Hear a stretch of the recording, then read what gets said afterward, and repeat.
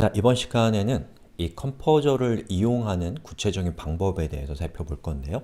컴포저는 어떤 프로젝트에 있어서 PHP 파트에 대한 말하자면 관리자 역할을 하게 됩니다. 프로젝트를 지배하는 그런 소프트웨어가 되는 것이죠. 자, 저는 새로운 프로젝트를 하나 만들게요. New 폴더를 해서 여기에다가 컴포저라고 하는 컴포저 앱이라고 하는 디렉토리를 생성을 했습니다. 자, 이 디렉토리는 우리가 만들고자 하는 어떠한 소프트웨어의 최상위 디렉토리라고 생각해 봅시다. 프로젝트 폴더라고 할 수 있는 것이죠. 자, 그리고 거기에다가 글로 들어가겠습니다. 자, 저는 콘솔 환경에서 여기 컴포저 앱이라는 디렉토리로 현재 들어와 있는 상태입니다.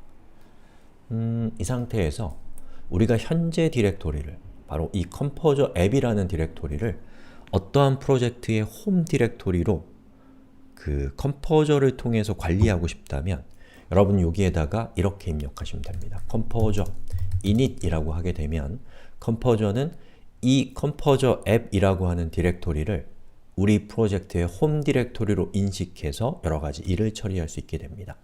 자, 그렇게 되면 자, 보시는 것처럼 Welcome to the Composer Config Generator라고 하는 메시지가 뜨는데요. 패키지 네임은 여러분이 만들고자 하는 패키지의 이름을 정하는 겁니다. 여기에 이런 형식에 따라서 이름을 정하시면 됩니다. Study Composer App이라고 되어 있는데 앞에는 벤더의 이름, 벤더라고 하는 것은 여러분이 속해 있는 조직이나 여러분의 닉네임이나 이런 걸 쓰시면 됩니다. 왜냐하면 소프트웨어들 하나의 주체가 여러 개의 소프트웨어를 만들 수 있기 때문에 그 주체와 구체적인 소프트웨어를 구분하도록 이렇게 한 겁니다. 그럼 저는 여기다가 egoing/composer app이라고 이렇게 하겠습니다. 뭐 대문자 이런 것들이 허용되지 않기 때문에 우리의 디렉토리 이름 기반으로 해서 권장되는 이름을 추천해주고 있는 거예요. 자, 엔터. 그리고 프로젝트에 대한 설명을 적는데 적어도 되고 안 적어도 됩니다. 그리고 여기에서 오소가 누구인지 저는 엔터를 치면 기본값이 사용이 되는 거예요. 자, 엔터. 그리고 요거는 넘어갑시다. 그리고 패키지 타입은 우리가 만들고자 하는 패키지가 일반적인 프로젝트인지 또는 라이브러리인지 이런 것들을 여러분이 지정을 하는 건데 일단은 지정하지 않고 엔터를 치겠습니다. 라이센스도 엔터. 그리고 요것도 엔터, 엔터, 엔터, 엔터. 그리고 엔터. 자, 이렇게 해주게 되면은 이제 어떤 일이 생기냐면 이 컴포저 앱이라고 하는 디렉토리에 아까는 없었던 composer.json이라는 파일이 생성이 됩니다. 자, 이 파일의 내용은 이렇습니다. 보시는 것처럼 우리 프로젝트의 이름과 그 프로젝트를 누가 만들고 있는가 라는 것이 있고 require라는 것이 있습니다. 그래서 이 composer.json이라는 파일이 컴포저가 이 프로젝트를 관리할 때 사용할 정보들이 저 JSON이라고 하는 형식의 파일로 저장이 되어 있는 겁니다. 방금 제가 실행했던 composer init이라고 하는 이 명령어는 단지 composer.json이라고 하는 저 파일을 생성하는 역할을 할 뿐입니다. 자, 그럼 여기에 있는 require라고 되어 있는 이 부분이 뭐냐면 이건 의존성이라는 이야기를 먼저 해야 됩니다. 자, 의존하다 라는 말은 예를 들어서 우리가 만들려고 하는 소프트웨어가 A라고 하는 라이브러리를 사용해요. 그러면 A라는 라이브러리는 우리 소프트웨어와 어떤 관계를 갖게 되나요? 우리가 만들고 있는 소프트웨어는 A라는 라이브러리에 의존하는 관계입니다. 반면에 A라는 라이브러리는 우리 소프트웨어에 의존하는 건 아니죠. 사용되는 쪽이니까. 의존성이라는 것은 그런 겁니다. 우리가 만들고 있는 소프트웨어는 어떠한 라이브러리에 의존하고 있는가 그것을 이 require라고 하는 키워드 안에다가 기술해 주시면 됩니다. 즉, 우리의 소프트웨어는 어떠한 라이브러리들을 요구하는가, require 하는가를 지정을 한다라는 것이죠. 여기다가 여러분이 직접 의존성을 적으셔도 되겠지만 이 컴포저의 명령을 이용하시는 게 더 권장되는 방식입니다. 자, 그러면 우리가 의존하고 싶은 라이브러리는 어디서 찾을 수 있을까요? 그거는 패키지스트라고 하는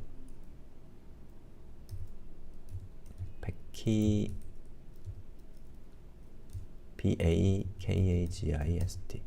패키지스트라고 검색을 해보시면 패키지스트 org라고 하는 사이트가 나오는데 그 사이트에서 여러분이 그 검색을 하시면 됩니다. 예를 들면 로그를 여러분이 모노로그라고 하는 것을 여러분의 프로젝트에 포함시키고 싶다. 그럼 모노로그라고 하면 이렇게 나오죠. 그럼 보시는 것처럼 이 각각의 것들이 말하자면 패키지입니다. 여러분의 프로젝트의 부품으로 사용할 수 있는, 그리고 여기 있는 것들이 그 패키지의 평판을 나타냅니다. 얼마나 많이 다운로드 받았는지, 또 얼마나 많이 별표를 받았는지가 보여지는 건데 어때요? 이 모노로그는 굉장히 잘 나가는 패키지라는 것을 알 수가 있죠. 자, 그러면 한번 들어가 볼까요? 그럼 여러 가지 설명들이 나와 있는데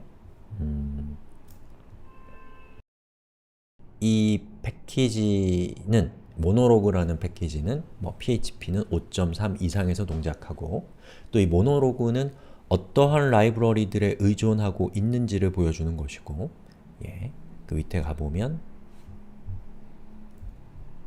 현재의 버전 상태를 보여줍니다. 이 중에 대부 딱지가 떨어져 있는 것이 가장 안정된 최신 버전이라고 볼 수가 있는 것이죠. 자, 그리고 보통 어떻게 사용하면 되는가가 나와 있는데 여러 가지 다른 방식으로 기술되어 있을 수 있는데 모노로그는 친절하게 이렇게 컴포저에 명령을 입력하면 모노로그를 의존 관계로 추가할 수 있다라고 되어 있네요. 자, 그러면 저는 저것을 카피 앤 페이스트해서 이거를 실행을 시켜 보겠습니다.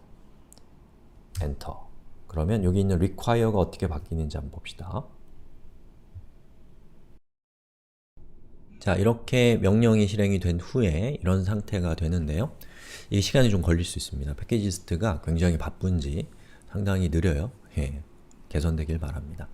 자, 그럼 어떤 일이 생기냐면 첫 번째, 자, 보시는 것처럼 이 require라고 되어 있는 부분에 아까는 없었던 이런 코드가 생깁니다. 즉, 모노로그라고 하는 벤더가 만든 모노로그라고 하는 패키지의 버전이 이렇게 적혀 있는 것이죠. 그 다음에 또 하나의 변화는 composer.log이라고 하는 파일이 생성이 됩니다. 이 파일에는 여러 가지 복잡한 내용들이 많이 들어가 있는데 이 log이라고 하는 파일은 나중에 좀 살펴보고요.